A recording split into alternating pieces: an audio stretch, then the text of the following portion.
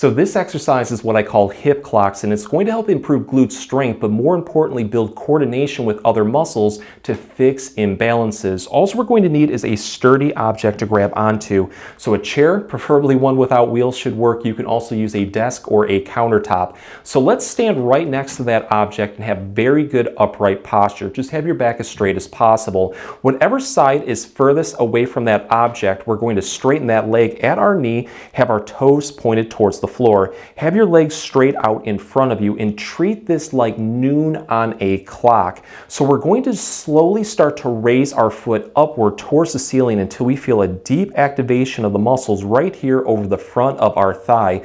This would include the hip flexors. Let's hold this position comfortably for about 3 to 5 seconds. Lower our foot down towards the floor, take a breather. On the next repetition though, go a little bit off to the side, more towards 12:30, and then repeat.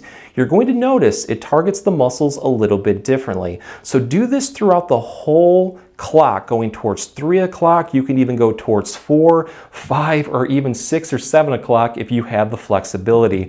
What you're trying to find is a position that feels like it's the most tight, achy, or weak. For me, it's about 2 o'clock. At that point, I treat it like my weak link and throw in about 5 to 10 more repetitions, or until it feels like I got a really good workout. Just keep building into it over and over again.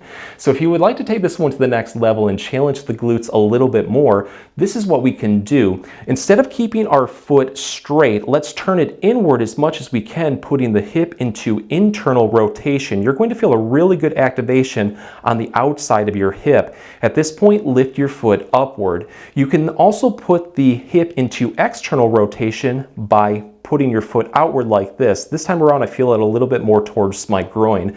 But I would go through as many different positions, including with the rotation right here, and focus on any spot that feels like it's a little bit more weak. Just remember though, whatever you do on one side, always do on the other to help keep everything in balance.